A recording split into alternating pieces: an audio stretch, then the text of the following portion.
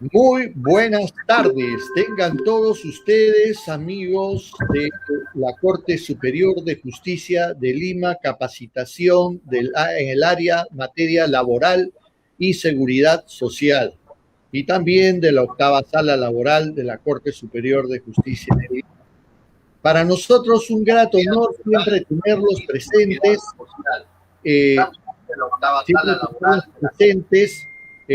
para todas estas actividades académicas. En primer lugar, quiero hacerles una gran noticia, puesto de que a partir del día de hoy disponemos en conocimiento que la producción del proyecto de publicación electrónica de la jurisprudencia de la especialidad laboral de la cita de esta sede judicial de Lima, específicamente en la nueva ley procesal del trabajo, en la fecha ya tenemos un espacio en la página del web del Poder Judicial. Con ayuda del Centro de Investigaciones de la Corte Superior de Justicia, Etilaboral, también como el Centro de Investigaciones Judiciales, con el doctor, ¿cómo se llama? El doctor,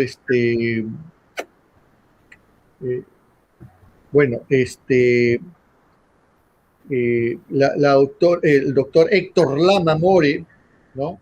Y la jueza especializada Miriam Malqui Moscoso, hemos puesto a disposición la jurisprudencia, ¿no?, online de toda la especialidad en materia laboral, de la nueva ley procesal del trabajo.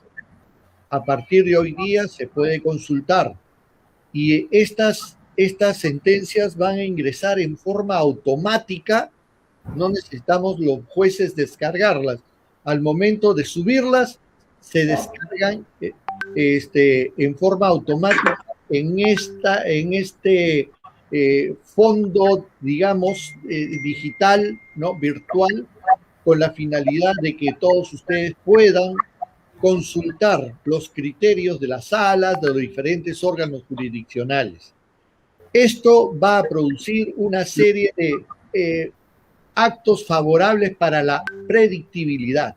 Así de que, por favor, consúltenlos. Tenemos una herramienta más. Nos ha costado mucho, por lo menos un par de años de trabajo, y hoy día lo estamos coronando. Agradezco pues también a Miguel López, que ha sido uno de los artífices, que es uno de los funcionarios del Centro de Investigaciones, con quien hemos trabajado arduamente para poder conseguir todos estos instrumentos jurídicos para el bien de la predictibilidad de la nueva ley procesal del trabajo. Por otra parte, me es grato presentar a la doctora Sonia Vázquez Ruiz, que hoy día prácticamente ya estamos cumpliendo el año en la octava sala laboral, pero también ya vamos a cumplir en todas las zonas jurisdiccionales de la nueva ley, vamos a cumplir el año de audiencias de virtualidad, y nos va a dar algunas impresiones. La doctora Sonia Vázquez es una magistrada de carrera, ¿no? Y tiene mucha experiencia, ha sido jefe de la ODECMA, de la Corte Superior de Justicia de Lima, tiene mucha experiencia y pertenece en este momento a la octava sala laboral de Lima, y nos va a dar sus impresiones con respecto a la virtualidad en que vivimos, ¿no?, por breves momentos, porque ya va a entrar nuestro expositor, el doctor Eto Cruz Gerardo. Adelante, doctora Sonia Vázquez Ruiz. Muchas gracias. Muchas gracias, doctor Yangali. Buenas tardes con todos. El día de hoy se me encargó hacer un breve recuento de mi experiencia en la octava sala, bajo la modalidad del trabajo remoto, con ocasión de cumplir el primer año realizando esta modalidad y sobre todo realizando las audiencias virtuales. Como todos sabemos, a mediados de marzo nos llega la cuarentena por la pandemia, nos llega la angustia propia de un virus desconocido y también el miedo por el futuro por nuestros trabajos. Se pensó, creo, como todos, yo también, en que esto duraría poco tiempo, sin embargo, los meses seguían pasando. Terminó marzo, llegó abril, llegó mayo, y seguía paralizado la Administración de Justicia.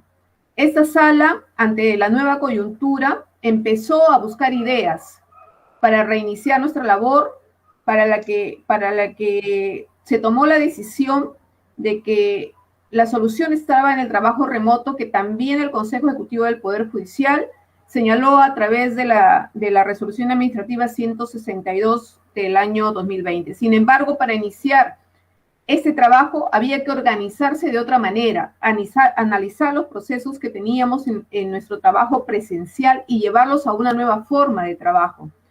Se necesitaba para ello ideas y por ello se convocó a reuniones del colegiado, de los despachos, secretaría, relatoría.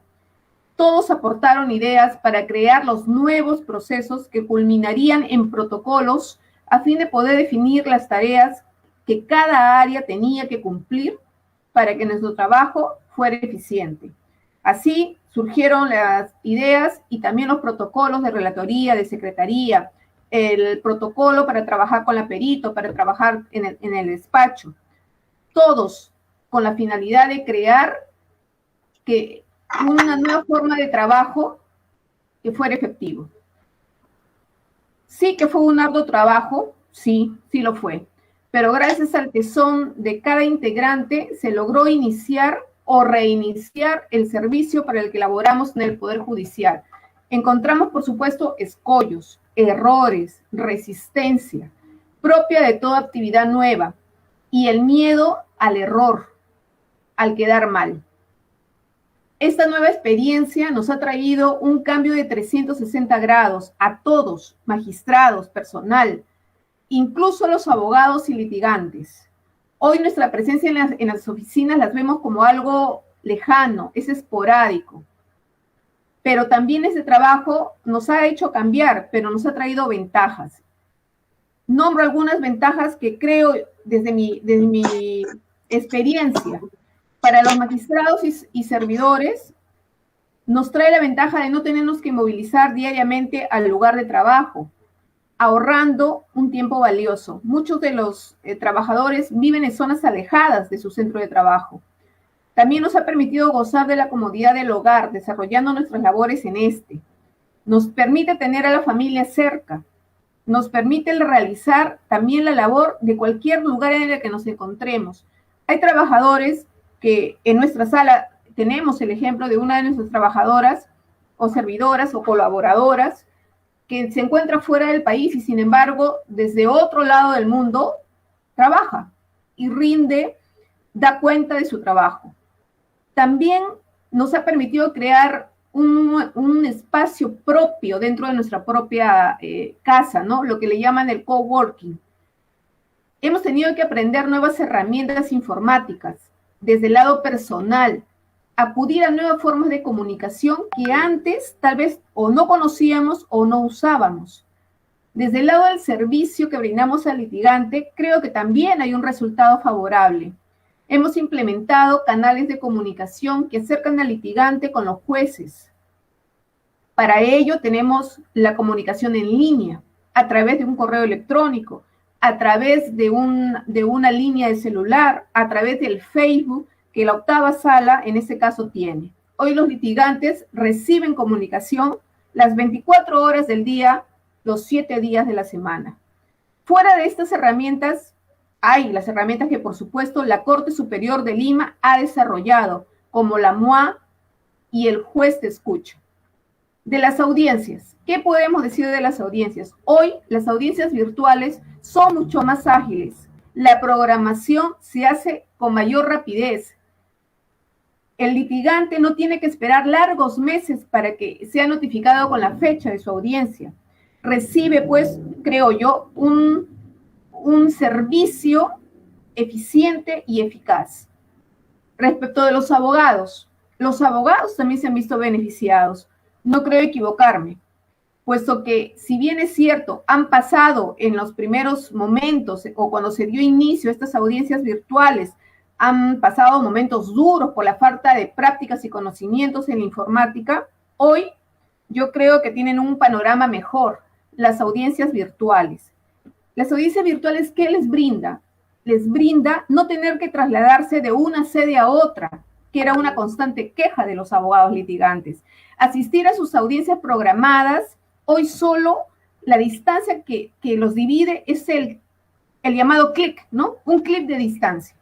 Esto les permite ahorrar tiempo, recursos, poder cumplir con sus obligaciones, con sus clientes y flexibilizar sus tiempos. También esta forma de trabajo también genera un clima de confianza, pues nuestras audiencias son transmitidas a través de una página de Facebook, en el caso de la octava sala.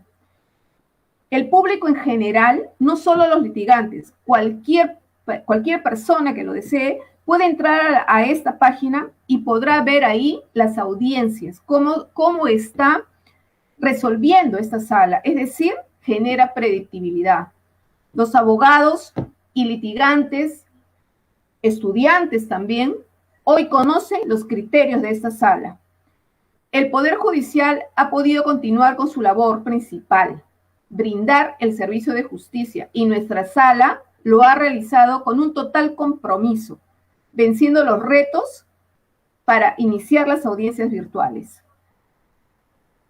Hoy, todos nadamos por el mundo informático.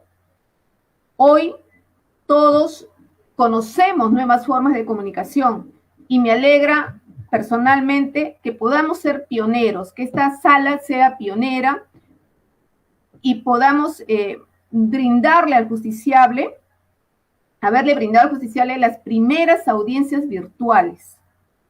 Nos sentimos satisfechos por la tarea cumplida.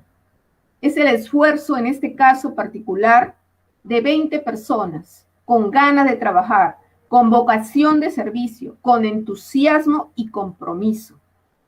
Pero tampoco puedo dejar de mencionar que también debo de resaltar el esfuerzo de las salas y juzgados laborales, es decir, del área laboral, por brindar un servicio a los justiciables, por querer cumplir con nuestra obligación, que es administrar justicia cercana y pronta.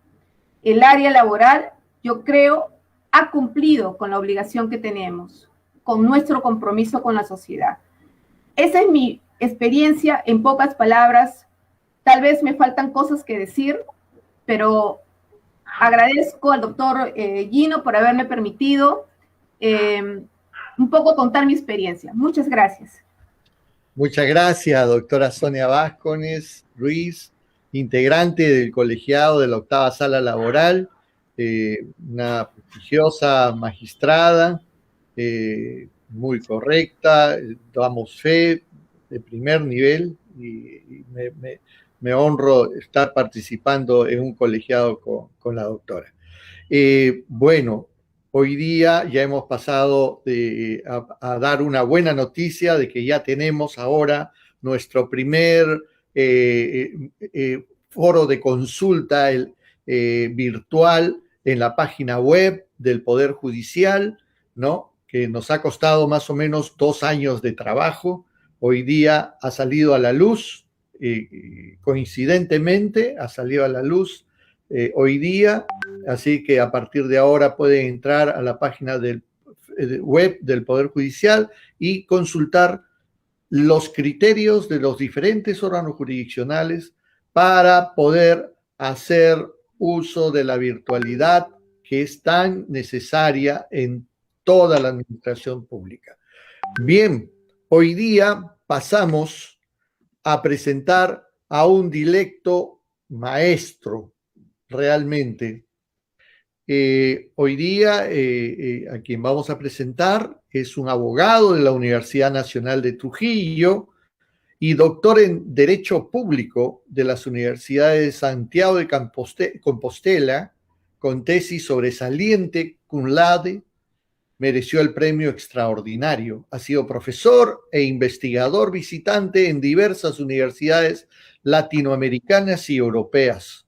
Integra diversas instituciones académicas como la Asociación Peruana de Derecho Constitucional, el Instituto Iberoamericano de Derecho Constitucional y el Instituto Iberoamericano de Derecho Procesal Constitucional y la Asociación Argentina de Derecho Constitucional. Es profesor de Derecho Constitucional General, Derecho Procesal Constitucional, Teoría General del Derecho de Derechos Humanos, así como de Teoría de la Interpretación Constitucional, tanto en la Universidad Nacional de Trujillo, Academia de la Magistratura y la Universidad de San Martín de Porres. Imparte cursos de posgrado en diversos países de América Latina. Ha sido magistrado del Tribunal Constitucional del Perú y director del Centro de Estudios Constitucionales del Tribunal Constitucional. Es también autor de numerosos libros, ensayos, artículos de investigación. Ustedes no se pueden imaginar que yo ya no me he atrevido a poner toda la relación de los libros porque creo que nos llevaríamos más de una hora en citar cada uno de ellos. Pero más importante que todo ello, tengo el honor de ser un amigo personal de este gran maestro, ¿no? Y el día de hoy, pues, va a presentar un tema que es la nueva forma de la administración de justicia con la virtualidad y los principios constitucionales. Pues dejo en el uso de la palabra al maestro Gerardo Eto Cruz, para nosotros un gran honor. Adelante, doctor Eto. Muchas gracias, mi querido doctor Gino. Realmente muchas gracias por sus palabras, que más vienen por el cariño y afecto que por la objetividad, ¿no? Es por siempre cuando los amigos se expresan de otros amigos, siempre revientan cohetes, ¿no? Pero bueno, yo soy un trabajador que me dedico básicamente a una fortuna que es estar leyendo. Ese es mi trabajo, ¿no? Entonces, cuando me dijo el doctor Gino que hablara, el título original que le habíamos puesto era La virtualidad en los procesos judiciales y su impacto en el derecho constitucional.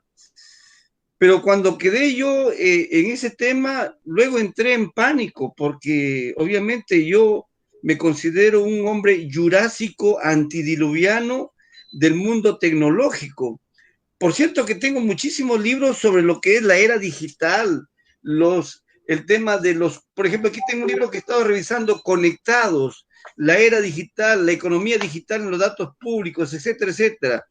Y entonces, antes de entrar a un tema específicamente que es el ámbito de nosotros, de los operadores del derecho, quiero hacer unas reflexiones preliminares. Miren, la filosofía contemporánea como antigua y la sociología de la posmodernidad han venido haciendo reflexiones profundas sobre cómo ha venido evolucionando la civilización humana. Y el desarrollo ha estado surcado por la vocación del humano en el planeta Tierra por conocer y entender las cosas que se le presentaban en la realidad. Probablemente nuestros abuelos antiguos, que estamos hablando de las épocas de la Edad de Piedra, se asombraban de muchas cosas porque esas realidades que se le presentaban eran ignotas. Y progresivamente la civilización ha venido arañando, arrodillándose, arrastrándose, caminando pletóricamente, vuelta, cayéndose en esa capacidad de conocer. Y quiero llegar a este pequeño marco introductorio en el contexto de esto que es la virtualidad y la conectividad. Y es que efectivamente el ser humano, en los marcos de la teoría del conocimiento, es que el humano tiene vocación y hambre por conocer. Por ejemplo, en lo personal, yo siempre le digo a mi esposa y a muchos amigos que me conocen dentro de mis enajenaciones psiquiátricas, que seguramente digo, es que a mí me gustaría irme al otro barrio, ya sabrán ustedes a dónde es el otro barrio, que es lo inexorable, saber con certeza si realmente habría inteligencia en otras galaxias y otras vidas. Pero de pronto el humano ha dado en los últimos 100 años unos saltos cuantitativos y cualitativos que en menos de un siglo, queridos colegas y amigos magistrados, honorables magistrados de nuestra patria, han barrido con la evolución del conocimiento de los 5.000 años. Entonces, ese afán de conocer se expresa, dice la epistemología, en el conocimiento empírico, el conocimiento religioso o místico, el conocimiento que nos da las ideologías. Por ahí tenemos a un señor que quiere ser presidente del Perú y viene montado bajo una ideología de esta concepción que es el socialismo. Y finalmente el conocimiento científico.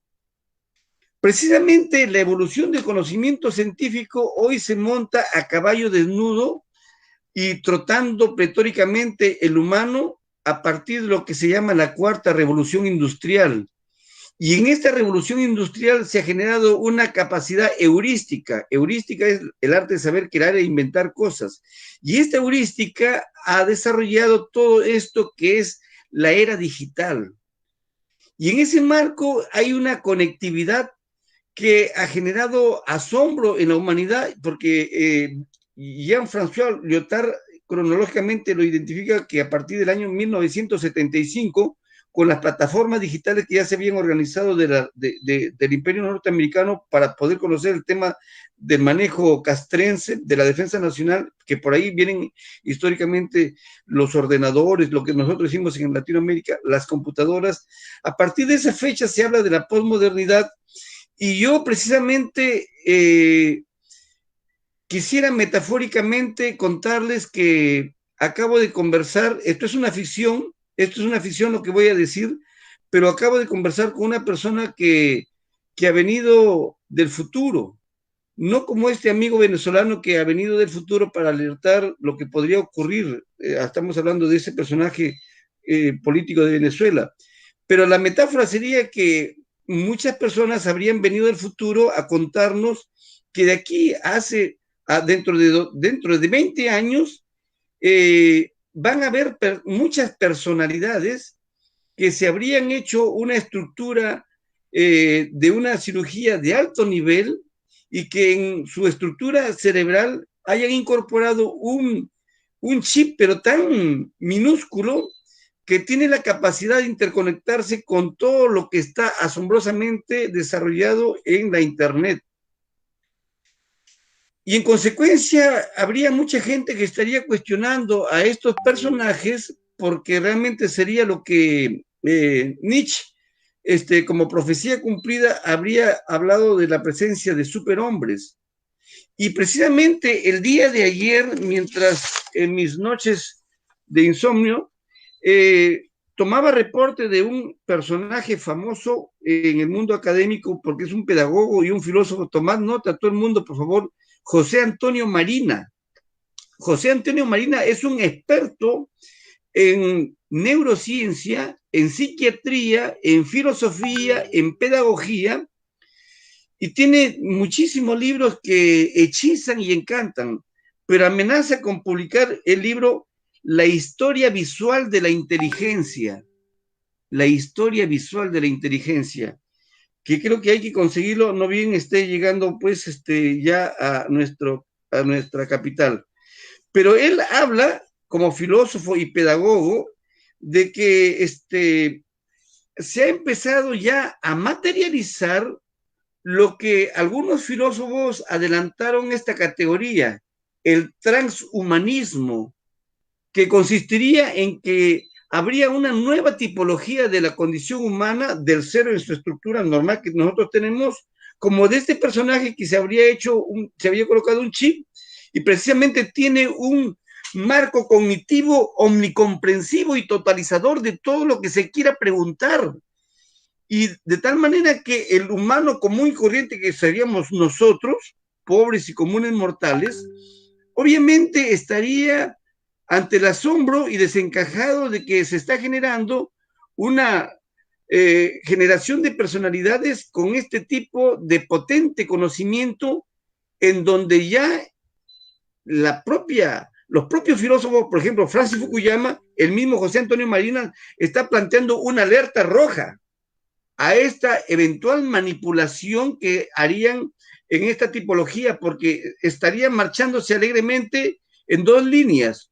Personajes con un mundo cognitivo que dominan la ciencia, la tecnología, la economía, pero despojados del mundo de lo afectivo, los sentimientos, la convivencia, la justicia, lo axiológico.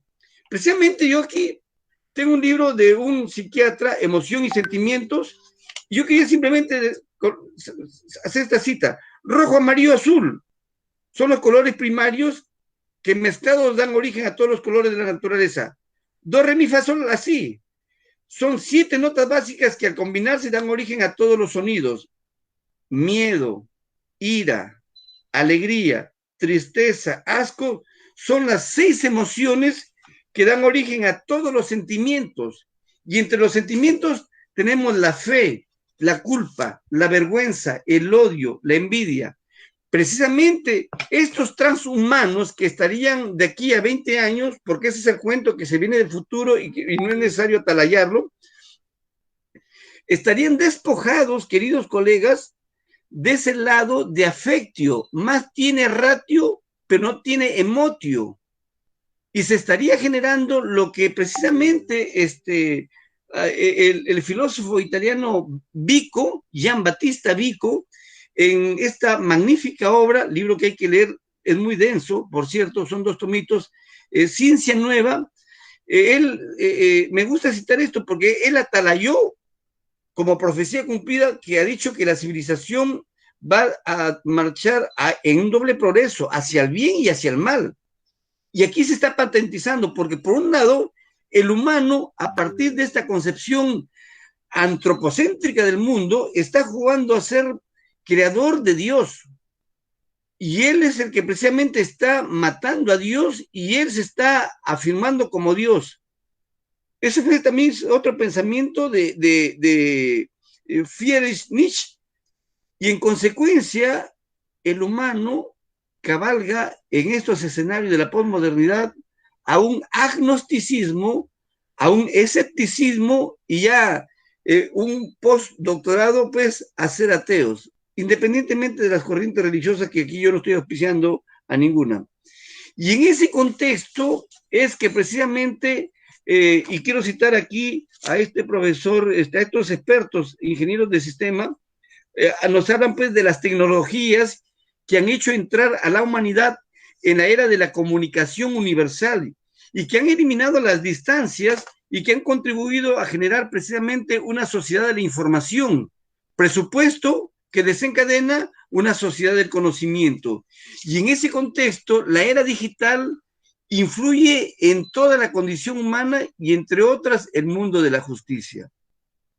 Imagínense ustedes que de aquí a 20 años, todas las personas que han hecho esfuerzo, como decimos, nos hemos quemado las pestañas, y vienen otros personajes y postulan ante la Junta Nacional de Justicia y tienen un porcentaje de evaluación 20 en todo, la entrevista personal 20 en todo, y obviamente es una persona que estaría, no sé si decir jugando con trampas, porque no tiene la condición humana clara, o normal, perdón.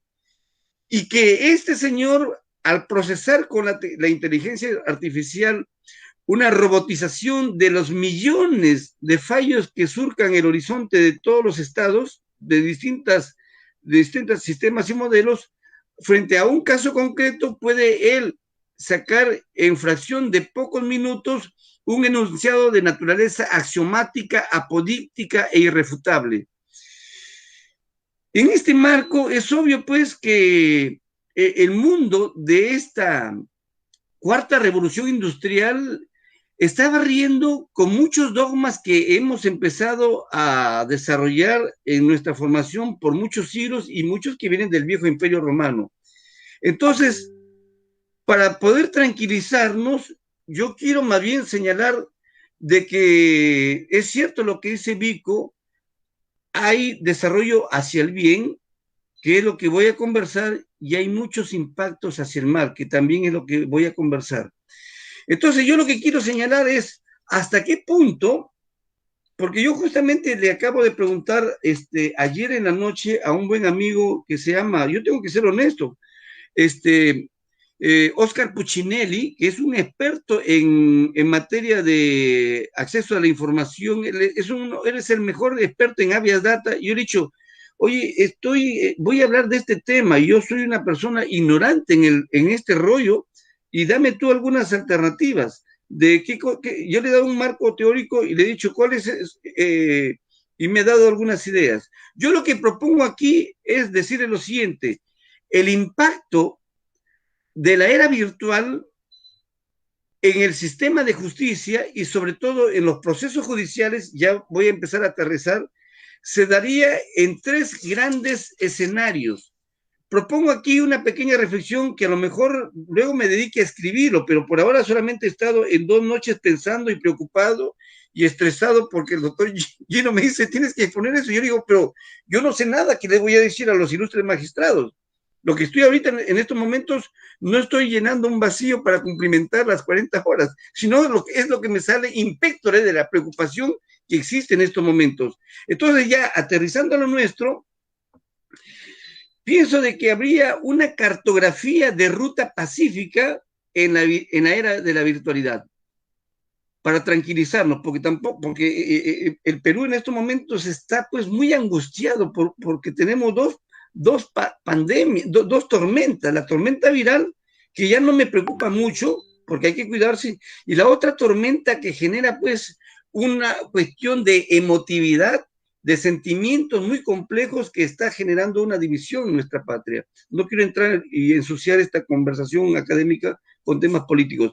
Entonces yo digo, hay una pequeña cartografía de rutas pacíficas del impacto, o sea, el impacto de la virtualidad es altamente positivo porque el mundo tiene que engancharse a los nuevos derroteros que en este momento vivimos. Y entonces yo me he puesto a pensar cuál sería el impacto de los procesos judiciales, sean en el campo civil, penal, muchas veces en el campo laboral hay un poquito más de cuestionamiento, cuáles serían los efectos. Yo veo que hay efectos positivos en una cartografía que voy solamente a enunciarles. Por ejemplo, en el campo del debido proceso, no hay afectaciones a un grueso de derechos fundamentales. Por ejemplo, el plazo razonable, ahora sí, se va a cumplir con más holgura, porque ya no va a haber pretexto de nada, porque se va a emitir inmediatamente las resoluciones pertinentes y le va a llegar al usuario, que son fundamentalmente los abogados, sus notificaciones electrónicas. De tal manera que el plazo razonable, que conceptualmente significa un plazo debido para que las partes no estén dilatando, por eso que los jueces son los directores de la dirección judicial del proceso, entonces ese plazo razonable más bien se va a repotenciar de beneficios. El derecho de defensa, yo pienso que también no va a tener afectaciones, porque los abogados en cualquier momento pueden ejercer la defensa en el lugar en que se encuentren. Yo muchas veces he postergado clases en el extranjero porque tenía una diligencia lamentablemente en Lima, ¿no? Y entonces yo me quedaba paralizado y yo le decía, no, llego, y al final uno llegaba con mala noche y todo eso, porque primero, como decía Aristóteles, primero vivire y luego filosofare. Vivire significa primero vivir de la abogacía, ¿no? Y luego filosofar, que es dar las clases. Entonces, el derecho de defensa magníficamente va a estar pletóricamente allí. Nadie puede cuestionar que la virtualidad afecta a la defensa, al contrario. Ya uno inclusive se pone, hay que bañarse, emperejilarse un poco, ponerse su saco. Yo no sé cómo estar en el resto, pero yo humildemente estoy con blue jean. Me he puesto mi saco, mi corbata, mi camisa limpiecita, pero ya estoy hasta acá. Pero en la defensa normal uno tenía que ir bien emperejilado con todo lo que es la cinta, y dices, hay que ponerse la cinta. Pero en este diálogo un poco de humor que estoy colocando, es que efectivamente se va a repotenciar con mayor vigor el derecho de defensa. El derecho de la prueba, ahí lo reservo porque no habría problemas, pero está en una segunda cartografía que le identifico, que se trataría de zonas pacíficas con dinámica potencialmente conflictiva. Ojito con el término que es que esto sí es de mi cosecha. Estoy hablando ahorita de las zonas pacíficas, que la virtualidad más bien lo está revitalizando muchos derechos fundamentales. Pero el derecho a la prueba estoy poniéndolo más bien en rosado. ¿Por qué? Porque no es tan potente el beneficio, ¿no? Luego, el derecho a la motivación de las resoluciones judiciales no se ven afectados. Ahí sí, más bien, yo no quisiera, discúlpenme, estar ya en el pellejo de ustedes como magistrados, porque ustedes van a tener en el principio de la inmediación, rapidez en el manejo, y van a tener, para cumplir el plazo razonable, mucho estrés en estar armando las resoluciones judiciales. Ahí la motivación de las resoluciones judiciales se va a mantener también potente, pero eso sí va a desencadenar un problema de orden de salud profesional en la judicatura. Ya les adelanto, definitivamente va a haber problemas y nuevos problemas que van a surgir como consecuencia de esta era virtual. Y ya lo dice, por si acaso, hago una especie, discúlpenme que sea muy disperso, ya lo adelantado hace mucho tiempo el filósofo Byung-Chul Han, en ese bellísimo libro que se llama La Sociedad del Cansancio. Porque en ese libro, La Sociedad del Cansancio, está alertando que ahora el ser humano, en ese afán de brillar con luz propia, hace un esfuerzo porque está aquí, quiere estar más arriba, el que está más arriba quiere estar más arriba, y mucha gente son magistrados, están estudiando el posgrado tal, están haciendo la tesis tal, para luego ya no están contentos con la maestría. Ahora viene la cuestión del doctorado, y tienen el doctorado, están estresados, están con el estómago, con no sé qué cosa, y siguen, y al final, alerta este filósofo, esta sociedad de la posmodernidad terminan cansados y deprimidos, porque después de tanto esfuerzo, y viene a colación, ¿para qué diablos sirve un postdoctoral, un doctorado, una maestría? Claro, desde el punto de vista práctico es para los ascensos, para tener un poco de reconocimiento, pero Byung-Chul Han dice, un buen día fructífero es no haber salido de casa, haber tomado desayuno en la cama, haberse comido un tallarín que rebote ahí en las sábanas blancas, y ese sería un buen día. O un buen día es haber hecho el amorcito a la amada esposa. Yo no sé si puede ser a la amante o no sé, pero miren lo que dice Byung-Chul Han. Eso lo dijo, por si acaso, en vivo y en directo, en un evento magnífico que lo desarrolló hace como 3 años en Barcelona. Porque hay una editorial, que Herder, que le publica todos sus libros. Y bueno, voy al tema de la motivación de las resoluciones. Es potente, pero va a tener una afectación de orden profesional a los secretarios, a los magistrados. El derecho a la no autoincriminación, ahí sí se presta para un tema penal, en donde yo lo estoy colocando para otro rubro, ¿no? Principio de interdicción a la arbitrariedad. Puede generarse potencialmente alguna afectación que lo vamos a señalar.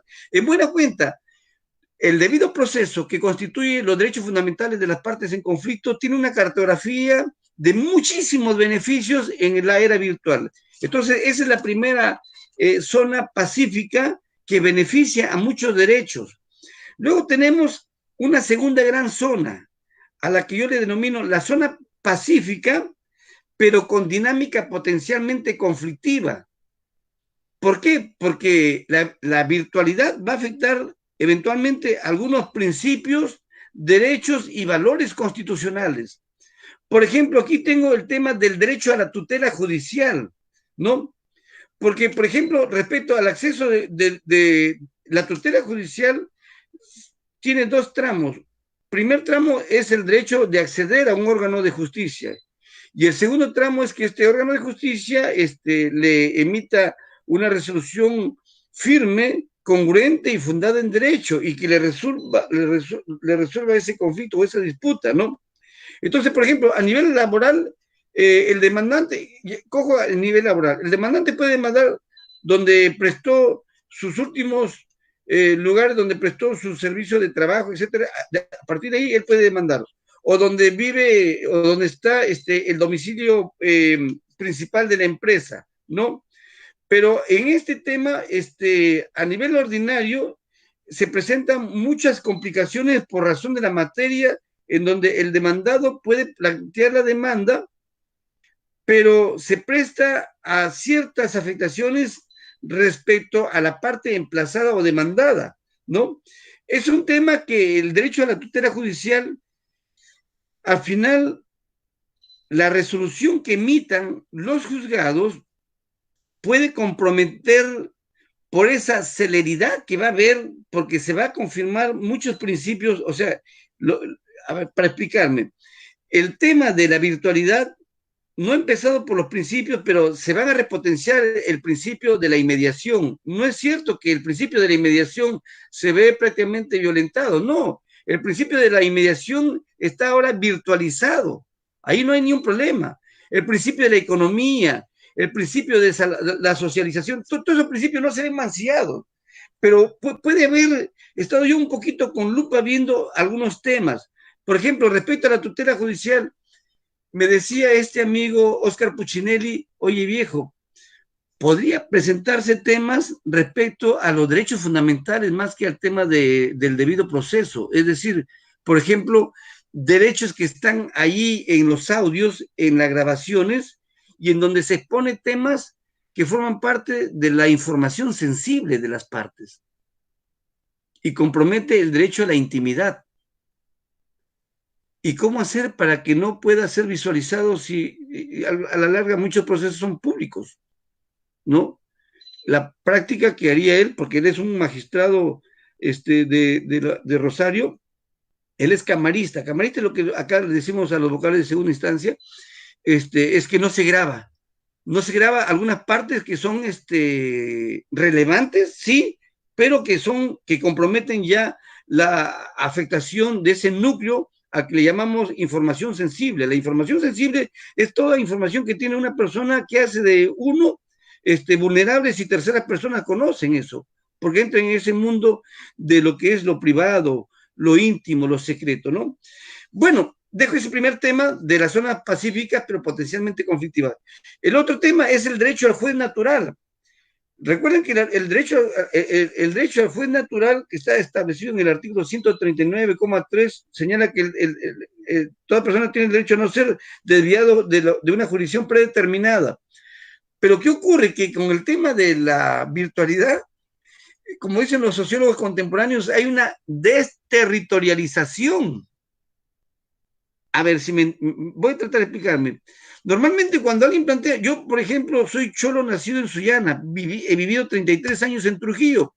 En Trujillo yo he litigado 30 y tantos años, pero cuando uno planteaba la demanda, lo planteaba la demanda en la mesa de partes de la Corte de Bolívar, por decir, ahora es en Natacha Alta. Se presenta y ahí está la demanda con el mesa de partes, pero es en territorio de Trujillo. Ahora uno presenta la demanda virtual. Sabe que va a llegar a la mesa de partes de tal corte, de cualquier distrito judicial. O sea, de todas maneras está territorializado.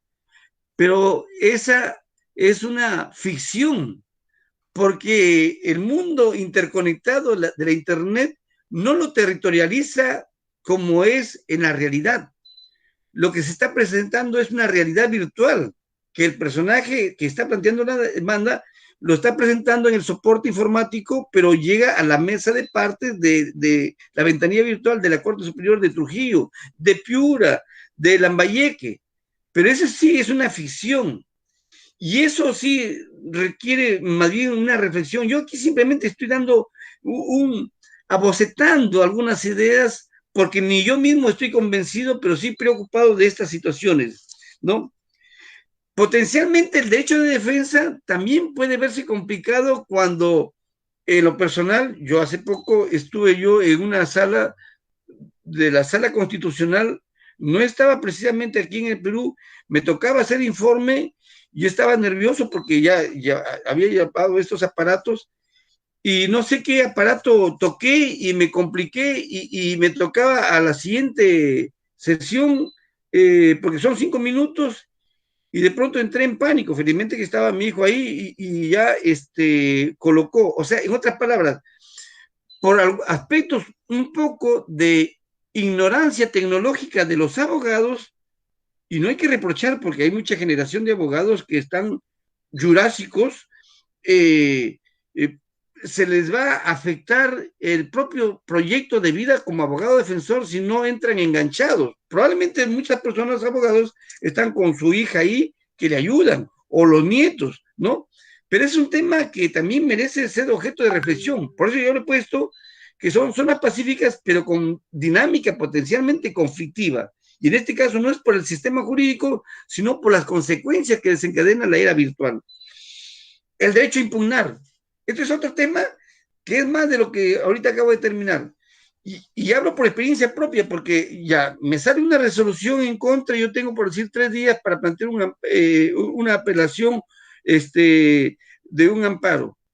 Y de repente el primer día no lo termino, al segundo día ya lo tengo listo a media tarde y me queda la media tarde de esa tarde y al día siguiente. Pero entonces estoy entrando para la apelación y está sobrecargado la ventanilla virtual. Mi hijo me dirá, no te preocupes, papi, que mañana lo estoy ingresando. Y en la mañana, por si acaso, es bien difícil ingresar. Normalmente es más tranquilo en la tarde-noche. Yo le digo, pero ¿cómo vas a entrar en la tarde? No, pues sí, está sobrecargado.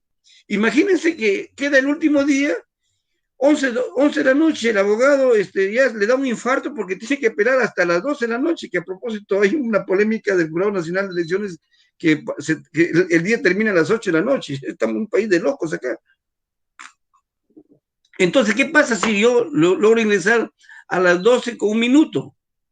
La contraparte que tiene acceso ahí a la ventanilla virtual va a decir que se apeló extemporáneamente. Entonces, obviamente ahí los jueces no tienen que relativizar su chip de ser un poco más condescendiente con esta tecnología, porque si no se estaría afectando el derecho a los recursos impugnatorios, que supone también el derecho a la pluralidad de instancias.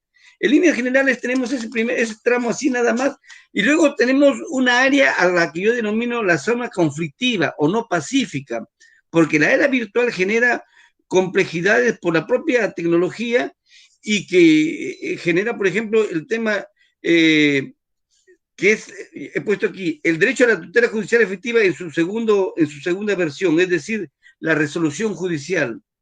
Y yo me pregunto, con este sistema de trabajo que están desarrollando los magistrados, en donde no hay una comunión ritual de acercamiento en físico, sino que cada juez interconecta con otro juez y otro juez desde sus aposentos, de sus domicilios, y los secretarios, el relator por su cuenta y riesgo está en la propia corte, en la propia sala.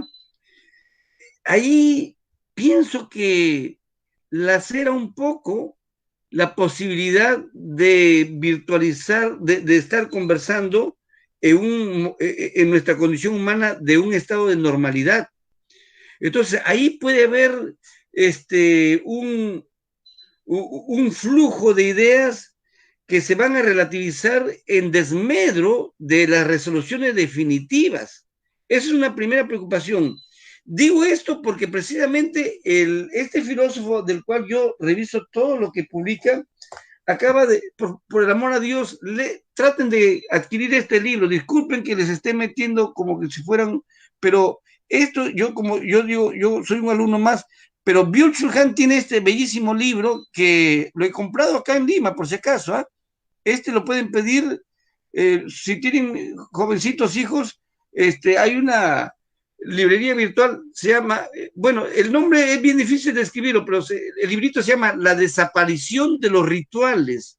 Y la tesis que está manejando él es que hay una comunicación, no, hay una comunidad sin comunicación. Porque normalmente los ritos son en físico, en directo. Un rito solemne y sublime es un abrazo. Darle a una sobrina un abrazo, a la madre el beso. Pero ahora prácticamente esta pandemia ha sido tan funesta porque las expresiones más afectivas nos han neutralizado, porque si no contagiamos a los abuelos, ¿no? Entonces, en este contexto, la desaparición de los rituales está generando en el marco de lo que, y esto lo escribió antes de la pandemia, Byung-Chul Han está diciendo de que están desapareciendo los ritos. ¿Por qué? Porque el exceso de estos teléfonos, la gente más está prendida conectada, whatsappeando, como se dice, y antes que acercarse físicamente. Y hay veces que en la casa la esposa está con el WhatsApp, el marido está hablando, la esposa ni le hace caso, el hijo está también por aquí, o sea, se está perdiendo todo ese tipo de condición humana. Digo esto porque el segmento de que los magistrados, el ideal es que los magistrados tengan cercanía física, porque eso permite una comunicación en comunidad, que es la que en este momento la hemos perdido, pero que de todas maneras vamos a retornar. Pero con o sin pandemia, la era virtual está castrando parte de esta condición humana. Mucho cuidado. Otro tema que me preocupa como zona conflictiva, y para mí sí no es pacífica, es el derecho a la prueba y a la correspondiente valoración. Por cierto que en el acervo de las demandas y las contestaciones de la demanda, en los procesos judiciales ordinarios, hay una actuación probatoria. Y ahí prácticamente, si es que se admite la prueba, se valorará, etcétera, etcétera. Pero esto de la prueba forma parte también de verlo en el marco del principio de inmediación, porque ahí el mundo del ser, de lo ontológico, es ver algo tangible, conmensurable, ¿no? Tocable, constatable, probable, demostrable. Y eso solamente lo da la praxis de la condición humana, como decimos, en vivo y en directo, y no en la virtualidad. Y ahora con la virtualidad, que muchas cosas de reales no son reales, porque la virtualidad está generando lo que se llama medias verdades, que es el fenómeno de la posverdad, que es un fenómeno que hay que tener muy en cuenta, ¿no? Y finalmente, para dar este panorama muy así, de repente un poco escabroso con lo que empecé, sí me preocupa el tema del derecho a la verdad. Todo proceso aspira a llegar a un puerto, la verdad, y no solamente en el campo penal, en cualquier tipo de disputa se tiene que auscultar y discernir la verdad como la realidad óntica del ser, de lo que habría ocurrido, del hecho fáctico. Y los abogados que enrevesamos muchas veces las cosas, bajo el marco del imperio de la virtualidad, puede gestarse un poquito de falacias, un poquito de engaños. Y entonces ahí la compleja tecnología que se dispone en esta era de la robotización es que el Estado tiene que hacer una inversión mucho más potente para incorporar una serie de sistemas de software que esté potente en la recepción de los documentos, en la recepción de todo lo que significa ver si tal cosa es en realidad cierta o es falso. No se olviden que eso puede ser objeto de manipulación, y me parece que el país, a partir de un órgano de nuestro sistema electoral, ha hecho muchas manipulaciones, y ahí tenemos una tragedia de resultados. Queridos amigos, la verdad que yo le agradezco al doctor Gino por haberme invitado, y discúlpeme, esta es una modesta reflexión que me surge porque todo esto está en estos momentos construyéndose. El impacto de la virtualidad y de la conectividad en el mundo del derecho y en el mundo de la justicia recién empieza a desarrollarse a nivel planetario. El problema que acecha a la judicatura del Perú es la misma que existe, por ejemplo, yo me conecto con muchos amigos magistrados españoles, es el mismo problema. Por ejemplo, un magistrado español que es juez en Santiago de Compostela va 3 veces, y en una de esas pescó el COVID, pero ya se siente cómodo. Lo que pasa es que no se vacuna porque se cree el increíble Hulk, porque ya dice que ya tiene anticuerpos, pero lo que pasa es que es muy muchacho. Pero en fin, queridos amigos, esa es un poco la reflexión, un poco al desgaire, un poco a lo mejor no muy acartonado, discúlpenme que yo no sea muy acartonado, pero esa es la reflexión que traigo como un manojo de preocupaciones en esta era digital, en esta era de la sociedad del conocimiento, de la posmodernidad, de la condición humana, en donde el hombre, centro eje y fin, a partir del principio kantiano, viene generando posibilidades de manipulación del humano. En estos momentos ya vemos cómo China, los rusos, los norteamericanos están mandando imágenes de todo lo que se viene explorando en Marte. Son tiempos extraordinarios, pero también tiempos en donde posiblemente el mundo de los sentimientos, ¿no?, empieza a generar mucha preocupación, porque y termino con esta frase, este físico matemático Roosevelt, le preguntaron en un momento los periodistas que son muy chismosos, oiga maestro, ¿qué preferiría usted? ¿Saber más o ser más feliz? Y él bien campante dijo, cosa rara lo que le voy a decir, pero prefiero no ser feliz y saber más. El humano que en esta generación de aquí a 20 años, que es los proyectos donde ya va a haber la posibilidad de interconectarse en la estructura cerebral un chip, no sé si tendrá capacidad de mantener ese lado humano, porque el mundo cognitivo lo va a tener en forma esplendorosa. Yo no sé si eso será bueno. Muchas gracias, queridos colegas, ilustres magistrados, por esta reflexión un poco al desgaire. Muchas gracias por la brillante participación del doctor Gerardo Eto Cruz.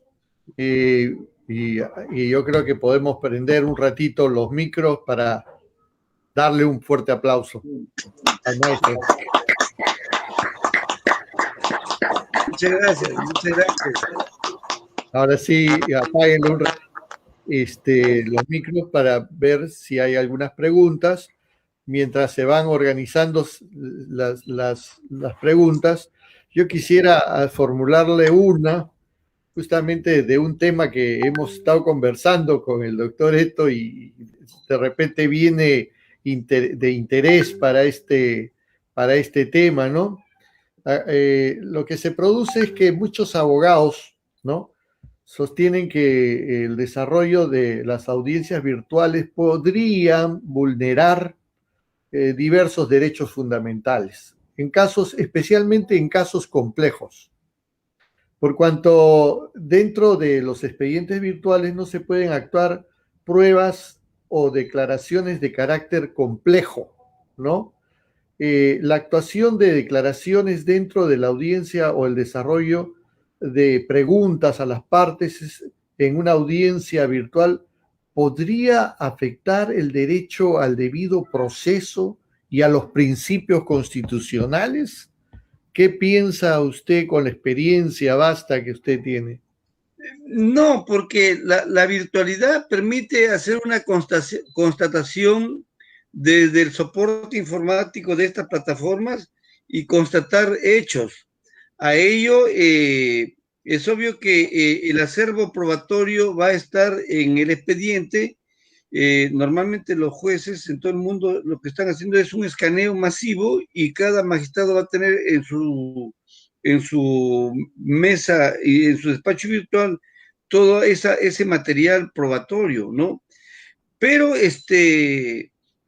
hay algunas pruebas que requieren de repente una constatación cognitiva empírica, ¿no? Ya no tanto virtualizada. No me atrevo en estos momentos a decir, pero basta con un razonamiento elemental para verificar que algunas cosas van a tener que ser constatadas in situ. Por ejemplo, en el caso de un habeas corpus, el juez penal, si se trata de un habeas corpus clásico, que es el habeas corpus reparador en la comisaría, digamos, de La Molina, tienen detenido por más de 40, ahora son 48 horas, ¿verdad? A un muchacho ahí lo tienen ya 3 días. Es pasible de un habeas corpus. Y el juez podría ir con el secretario y levanta acta, pero eso significa verificar in situ, ¿no? Entonces, ahí hay un elemento en donde ahí ya no entra la virtualidad. A lo mejor también aspectos que comprometen con el derecho de familia respecto a la tenencia, ¿no? Ahí se requiere también,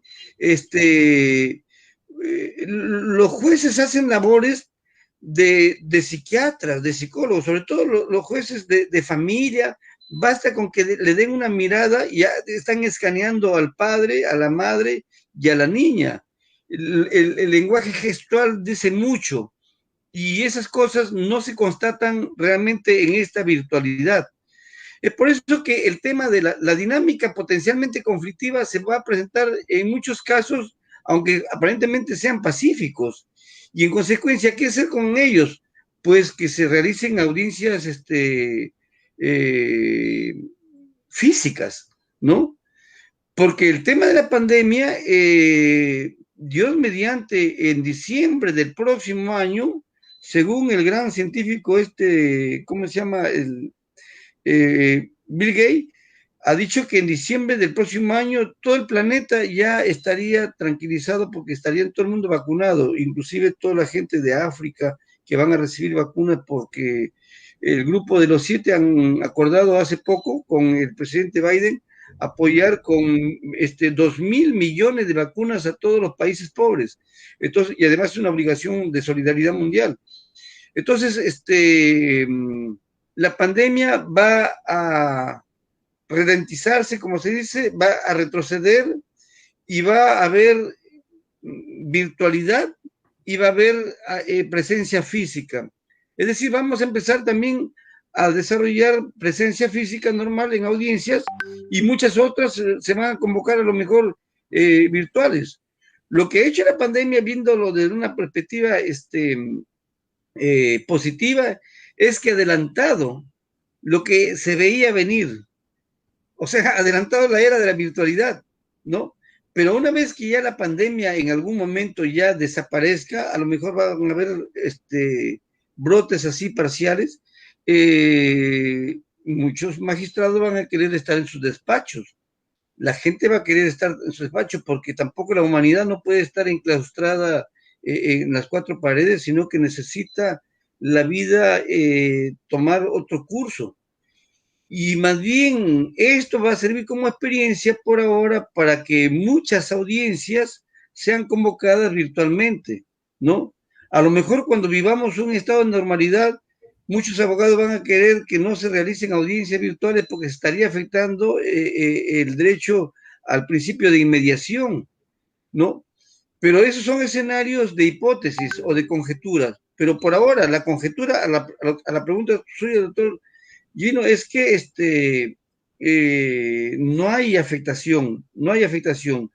Eventualmente o excepcionalmente por alguna naturaleza del material probatorio se requeriría una constatación en físico, in situ, a través de la estructura de los sentidos, ¿no?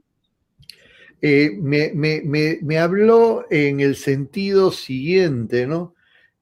Soy un hombre que acaba de regresar de hace 20 años del futuro para adelante. Sí. Acabo de sentarme frente a ustedes, ¿no?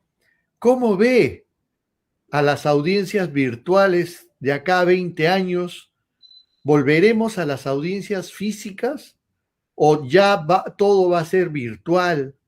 ¿Qué es lo que tenemos que esperar hacia un futuro, haciendo ya una suposición, una lectura hacia que resulta siendo ya difícil, ¿no? ¿Qué piensa? El escenario va a ser una mixtura. La mixtura sería de que muchas audiencias que son un poco, no estoy diciendo despectivo, sino de audiencias de previsibilidad de resultados, ¿no? Procesos ordinarios típicos en lo laboral, en lo civil, en lo penal, van a estar virtualizados, absolutamente. Y más bien, algunas causas de suyo relevantes que requieren el concurso y comprometen la presencia física, va a ser más bien la excepción. La virtualidad ya en estos momentos se impuso, ¿no?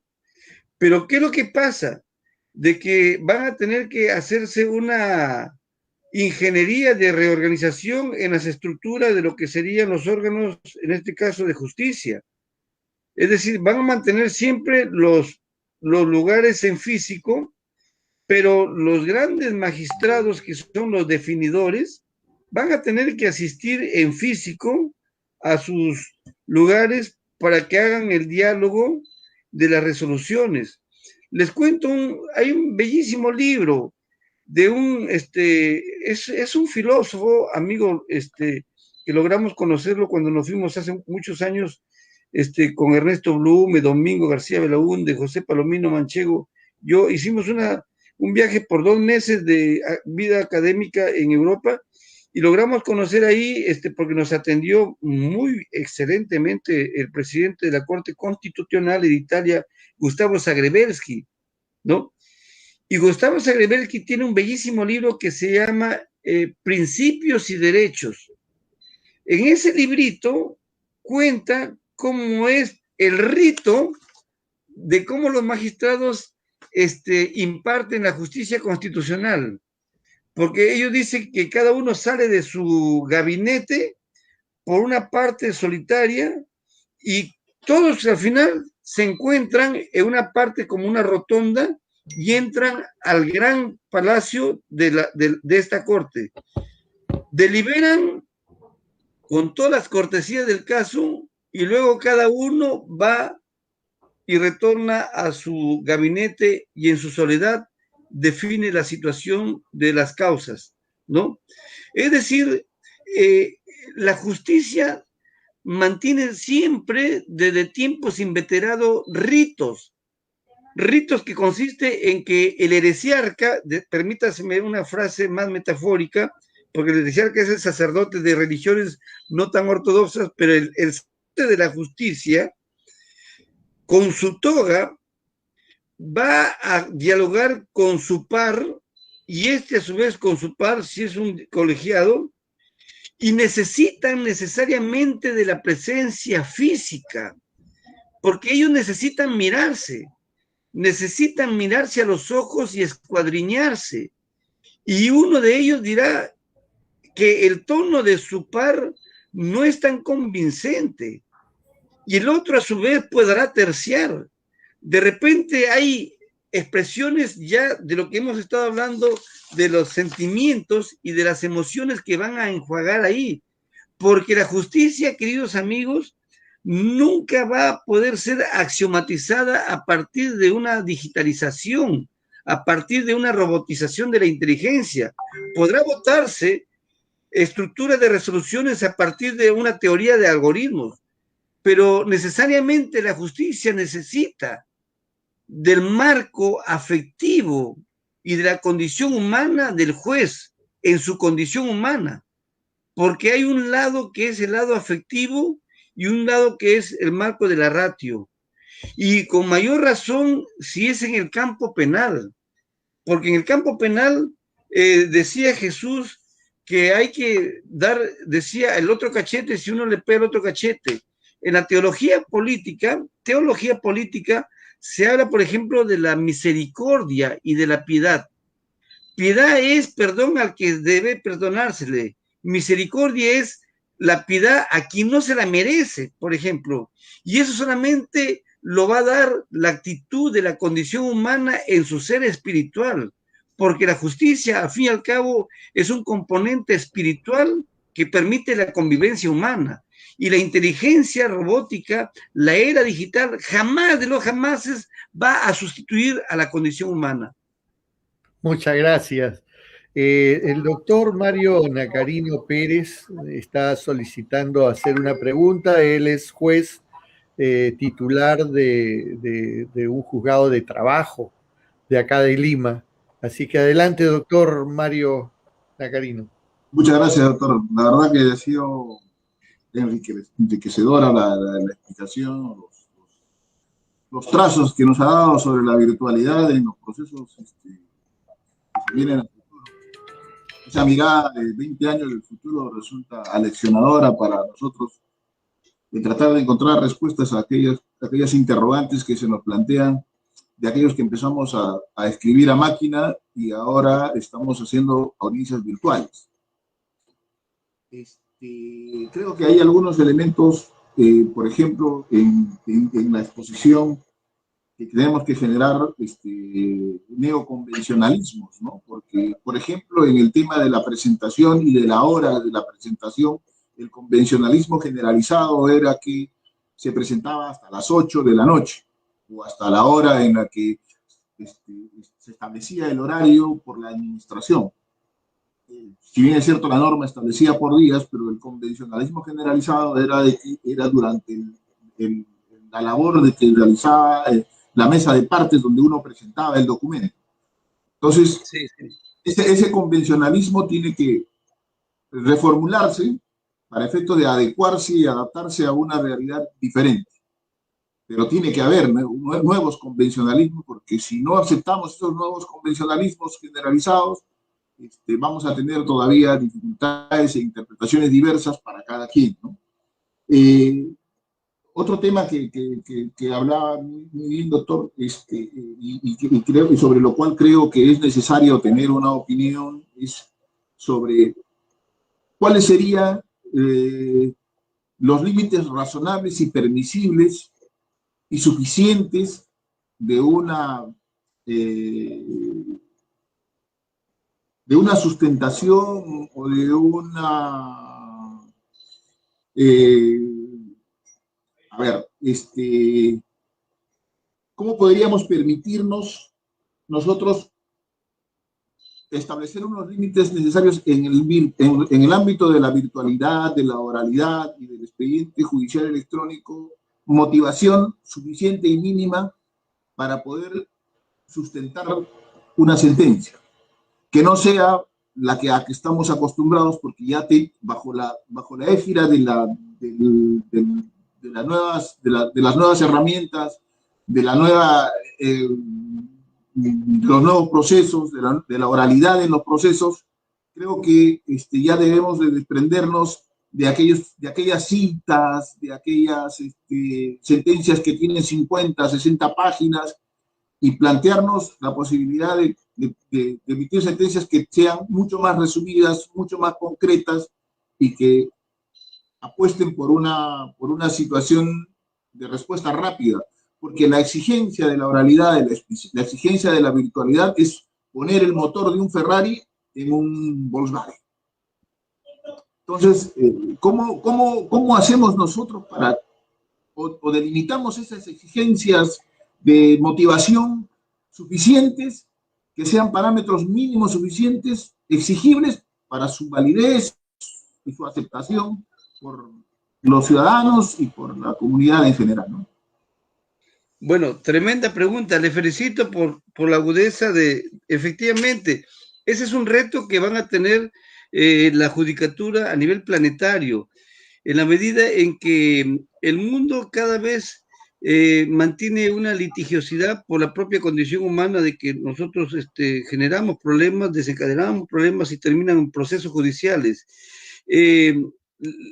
Este tema en la judicatura ordinaria, a partir de ciertos estándares que exigen otras altas cortes externas a la judicatura, precisamente el Tribunal Constitucional, y discúlpenme porque precisamente con César Landa fuimos los autores de la sentencia de esta muchacha, ¿cómo se llama? Que tuvo un problema de un homicidio que al final el tribunal declaró fundado, Yamoja, establece ciertos requisitos de los fundamentos, ¿no es cierto?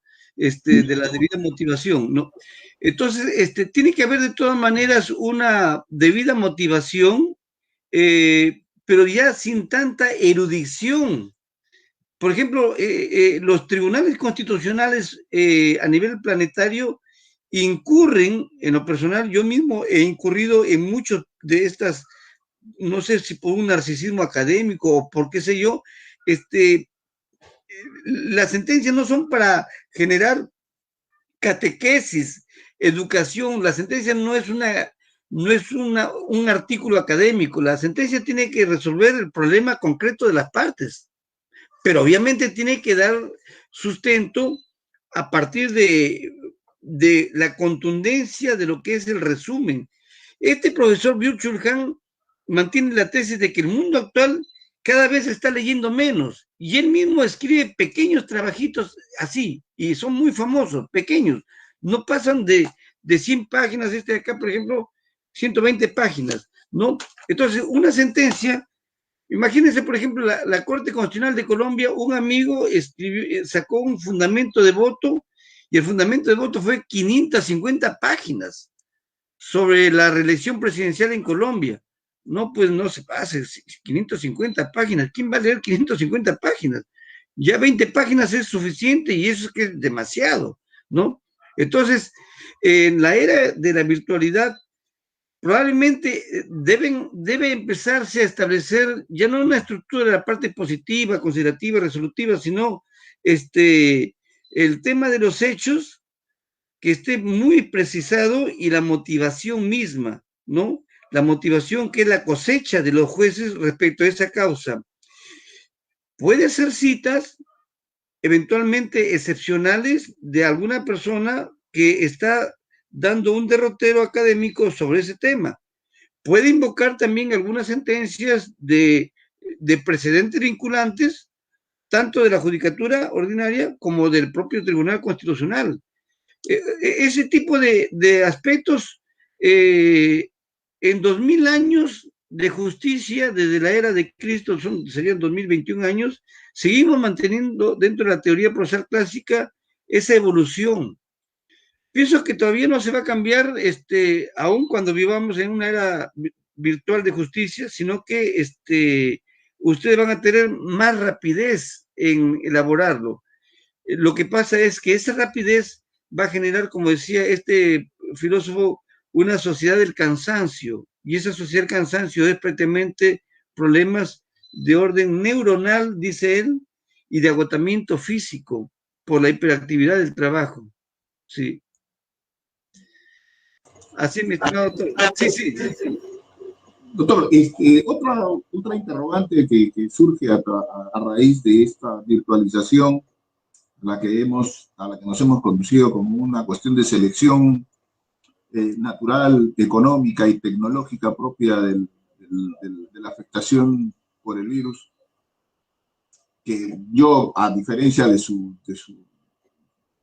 ilustradísima opinión, considero que al ser un virus, esta va a mutar y ya lo tenemos presente y no va a salir de la sociedad. Seguro se atenuará por determinados periodos, pero la vamos a tener latente como la gripe probablemente, ¿no? A raíz de esto ha habido una transformación en el derecho del trabajo, ¿no?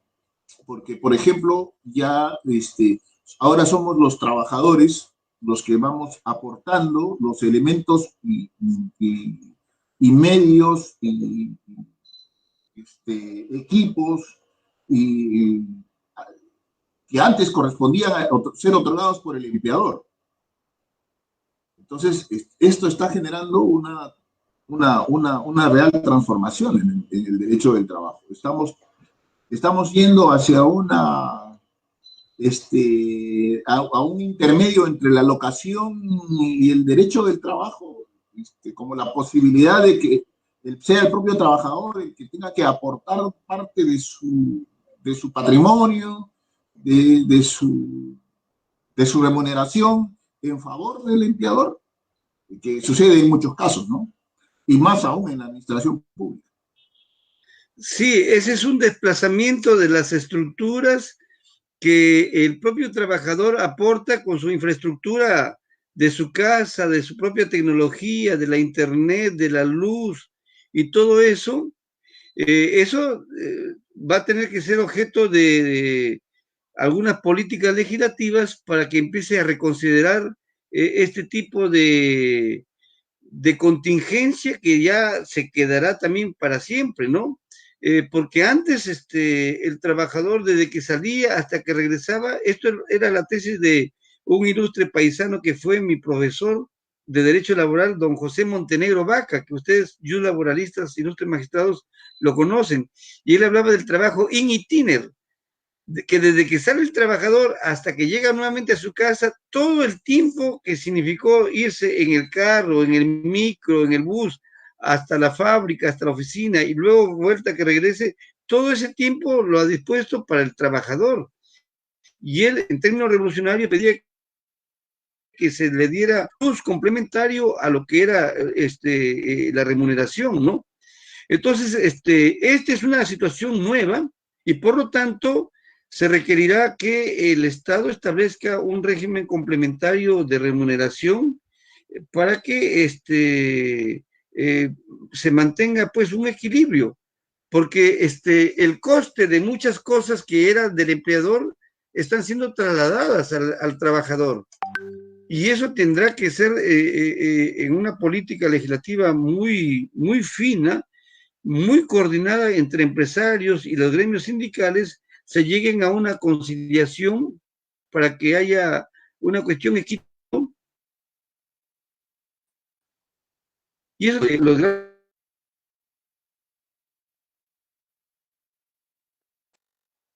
Parece que se llegue a un marco dictológico. ¿Sí? ¿Se escucha? Sí, parece que por un momento se congeló. No, pero, ya, bueno, les estaba diciendo de que van a tener que llegar a establecerse algún tipo de política legislativa para que lleguen a buen puerto y se acerque a lo dictológico, que sea lo justo para ambas partes. Gracias.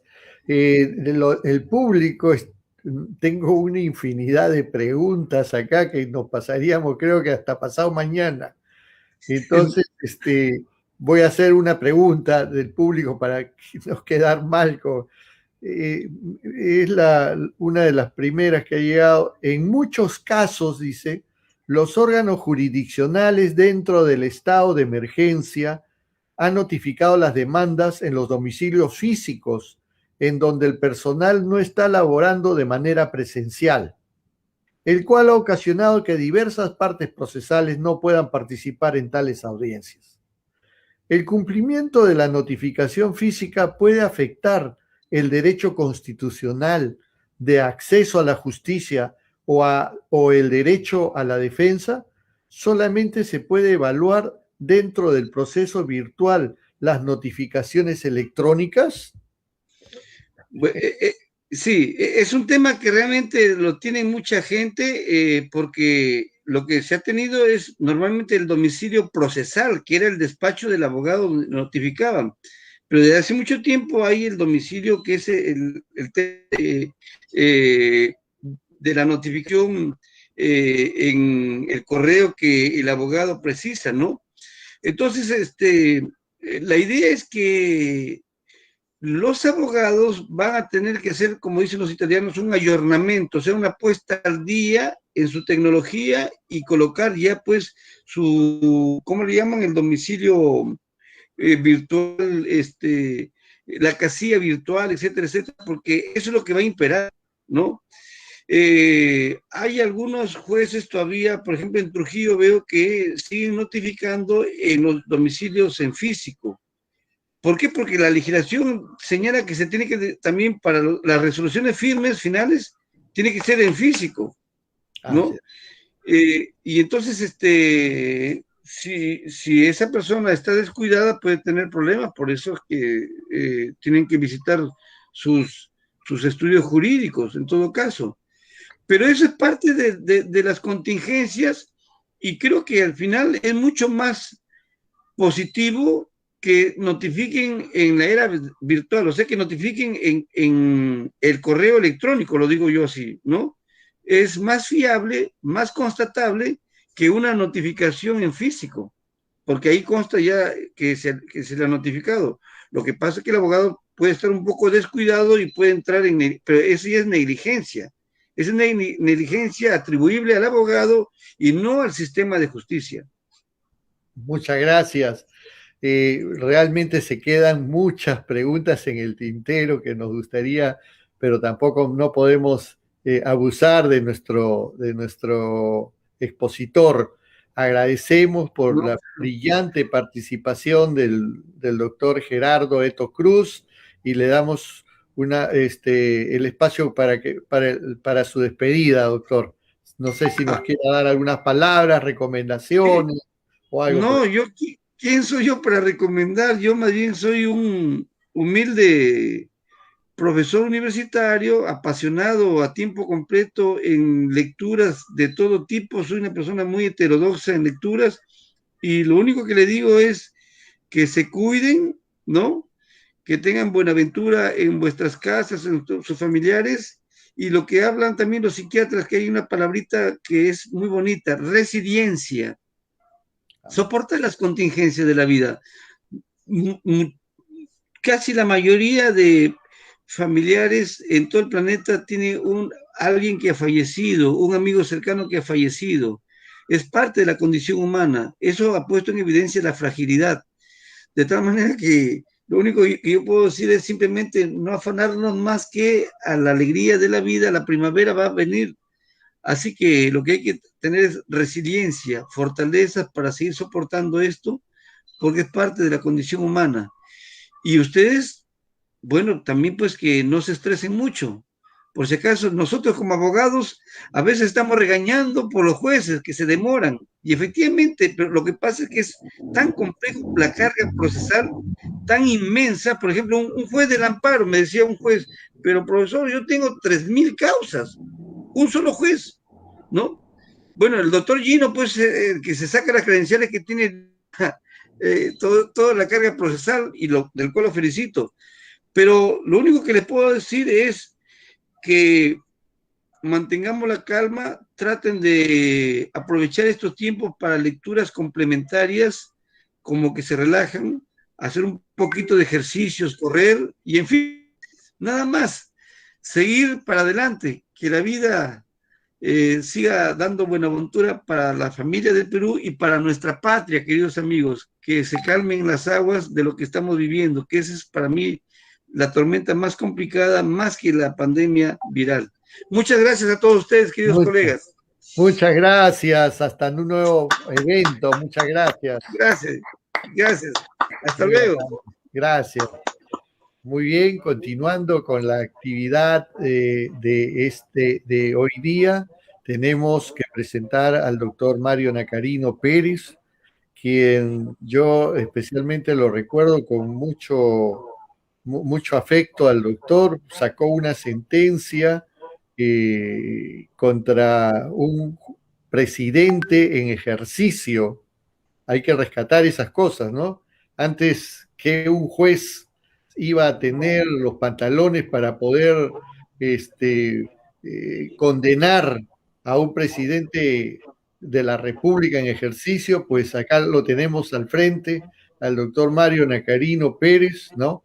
Un juez valiente, un juez que realmente habla con verdad y dice lo que siente, ¿no? Y eso es importante hoy día, tener a jueces de esta talla. Así que lo presento al doctor como un juez de primera instancia, titular, ¿no? Que va a tratar el día de hoy sus experiencias de manera breve respecto a la virtualidad de los procesos laborales en primera instancia. Doctor, adelante. Gracias, doctor. Debo agradecerle la presentación y solamente señalar que la valentía no nace solo de mí, sino de la experiencia de los que me anteceden, de los superiores en grado que también llevan en alto en la Judicatura Nacional. La fortaleza no es solo mía, sino es una parte de un conjunto de todos nosotros. No voy a hacer una apología de la virtualidad, pero creo que, como nos ha explicado el doctor Reto Cruz, esto ha venido, si no es para quedarse de manera definitiva, por lo menos para ya formar parte de nuestra vida, ¿no? Y así hemos tenido que tomarlo en la judicatura, y como también decía el doctor, creo que, no sé si alguien adelantado habrá llegado al Poder Judicial, pero en materia laboral nos ha dejado por lo menos con una mesa y algunas sillas para afrontar este tema de la pandemia, ¿no? Tener el expediente judicial electrónico, contar con esa herramienta como mínimo nos ha sido valiosa para poder enfrentar una situación como la que hemos venido atravesando. Desde mayo del año pasado empezamos nosotros a realizar labor virtual a través del VPN, y empezamos a poner al día los expedientes, los escritos que lamentablemente en el ámbito de la justicia ordinaria, en primera instancia laboral, son copiosos. Entonces, y luego a partir de julio empezamos con las audiencias virtuales. Primero fue una novedad, un ámbito de oscuridad total en el cual empezamos poco a poco andando y a hacer las luces sobre lo que se venía. Y como siempre, hemos tratado, y creo que también la nueva ley procesal del trabajo nos ha permitido adaptar determinadas principios procesales a las circunstancias específicas que se nos han presentado. Entre ellas tenemos, por ejemplo, que al momento de calificar la demanda teníamos que ver cómo hacemos para notificar, porque no había notificación física, o en todo caso la notificación física era imposible. Y en el ámbito de la justicia en primera instancia, la ley procesal del trabajo establece, y la propia realidad también, la necesidad de notificación física. Es decir, no podemos ser 100% virtuales. Tenemos necesariamente que recibir una demanda y correr traslado de la misma. Empezamos a gestar formas de cómo hacer para poder notificar electrónicamente. Y ahí acudimos al sistema de notificaciones electrónicas y tratamos de encontrar las casillas que tenían las entidades en las instituciones del Estado y algunas entidades que proporcionaran sus casillas electrónicas para que la notificación no sea física, sino sea a través de las casillas electrónicas. Cosa que se logró con mucho esmero, obviamente, de parte de las autoridades y de parte de los colegas del ámbito laboral. Y es por eso que nosotros venimos notificando a todas las entidades públicas que comunicaron a la Corte Superior de Justicia de Lima su casilla electrónica a través de este mecanismo, las demandas y las medidas cautelares. Pero no solamente surgieron esos problemas, también tenemos problemas con las entidades privadas, específicamente o puramente privadas, ¿no? Sean personas naturales o jurídicas. Y ahí sí tenemos un problema que solucionar, porque tenemos que necesariamente contar con la demanda física. Por lo tanto, tenemos dos posibilidades. O imprimimos la demanda o solicitamos al demandante a que adjunte una copia sacando una cita en centro de distribución general o ante la administración para dejar una copia de la misma y poder por el traslado y notificar en físico, porque no tenemos otra alternativa. Entonces, esas dos opciones se han tenido, de llevarlo físico o de imprimirlo en el juzgado. También hemos tenido problemas con la contestación de la demanda. Algunos juzgados han optado por darle a la parte demandada la posibilidad de notificarle con una resolución en la que se le indica que puede presentar la contestación de la demanda 5 días antes de la fecha de la audiencia, o un plazo anterior a la fecha de la audiencia. ¿Por qué? Porque nosotros llevamos 10 audiencias, o 8 audiencias, o 7 audiencias, la cantidad que cada juzgado haya fijado, pero en las audiencias tenemos que notificar la contestación de la demanda. O sea, no es solamente un informe oral, sino tenemos que realizar una serie de pasos y procedimientos establecidos en la norma procesal que nos obligaría a 2 escenarios posibles. Primero, la posibilidad de que en ese mismo acto la parte demandante, o la parte demandada, perdón, presente su escrito a través de la mesa de partes electrónica, para en ese mismo acto también admitirle y correr el traslado a la parte demandada, lo cual tendría un espacio de tiempo muchísimo mayor. Entonces, por eso es que optamos por esa situación específica de pedir con 5 días de anticipación la posibilidad de presentar la demanda. Pero eso ha generado otro tipo de problemas, como dice ahí, es potencialmente conflictivo y que seguramente va a dar lugar a distintas y dispersas soluciones que se van a dar a futuro sobre la misma. Y es de cómo hacemos con aquellos que presentaron la demanda y no asisten a la audiencia, cómo hacemos con aquellos que presentan la demanda el mismo día de la audiencia. Entonces son situaciones que se van presentando y que van generando resoluciones en uno u otro sentido que van a tener que ser resueltas. Se ha optado en muchos casos, nos reunimos los jueces, soy el coordinador de los jueces de primera instancia, y nos reunimos entre todos y tratamos de establecer algunas pautas, algunos criterios que podrían ser homogéneos para poder tratar de ser predictibles en nuestras resoluciones. Entonces, tratamos de que esto sea de esa manera. También la notificación a la casilla electrónica y el establecimiento de los plazos adicionales. Antes, ¿cómo hacemos la notificación por foro? Ya no hay notificación por foro, tenemos que hacerlo notificación en audiencia. Entonces, es notificación en audiencia y la notificación de la sentencia que se emite a su casilla electrónica. Ahora, también hay otros problemas relativos a, por ejemplo, porque no solamente tenemos expedientes virtuales, también tenemos expedientes físicos. Entonces, tenemos algunos problemas en la actuación de medios probatorios.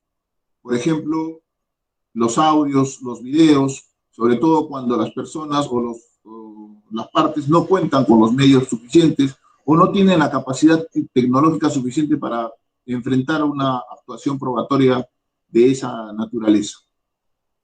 Creo que, como decía el doctor Cruz, nosotros tenemos que hacer una reingeniería de nuestro sistema procesal de tal manera que hagamos que las demandas en las que no haya mayor actuación probatoria, que no sean solamente o que sean meramente documentales, no requerirían de presencialidad. Si es que en el futuro se da una situación de esta dualidad de virtual y presencial, ¿no? Solamente tendría que ser reservada para aquellos procesos en los cuales existe la necesidad de actuación probatoria de intensidad mayor, vale decir, de declaración de testigos, de declaraciones de parte, de declaraciones o de repente informes periciales o visitas inspectivas. Entonces, solo tendríamos que reservar las actuaciones o las diligencias presenciales para ese tipo de procesos y reservar las audiencias virtuales para aquellos procesos en los cuales existe solamente prueba documental. Son temas que tenemos en el ámbito de la justicia ordinaria en primera instancia laboral, que estamos tratando de darle solución y que seguramente van a generar una serie de conflictividad por afectaciones de derechos, como dice el doctor, muchos de ellos que ya hemos sobrepasado, como por ejemplo el tema de la inmediación, que creo que ya todos hemos aceptado consensuadamente de que no se vulnera la inmediación por las audiencias virtuales. La notificación que ahora se hace hasta las 12 de la noche, porque hasta las 12 de la noche las personas ingresan, porque la mesa de partes está abierta durante las 24 horas, inclusive sábado y domingo. Creo que habrá una necesidad adicional de plantearnos un tema de territorialidad o de competencia territorial, de tal manera que haya una mesa de partes única y que la carga sea distribuida equitativamente en todos los órganos jurisdiccionales a nivel nacional, porque una de las virtudes, valga casi la redundancia, de la virtualidad es que rompe los paradigmas de territorialidad, ¿no? Entonces, creo que esas reflexiones, algunas que surgirán en el camino y serán materia de otra conversación. De mi parte creo que sería todo. Le agradezco la invitación al doctor Yacal y a disposición de cualquier pregunta si usted lo desea.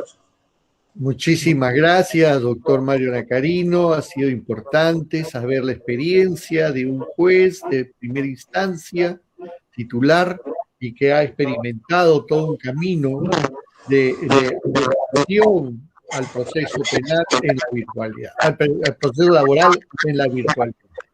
Muchísimas gracias, los esperamos a todos los amigos el día lunes a las 5 de la tarde. Llega ya para cerrar con broche de oro el maestro de maestros, el doctor Adolfo Alvarado Belloso, maestro rosarino, ¿no? Y prácticamente el que plantea pues el tema del garantismo procesal en el mundo, ¿no? Así que los esperamos el día lunes a las 5 de la tarde. Muchas gracias. Adiós. A todos. Adiós.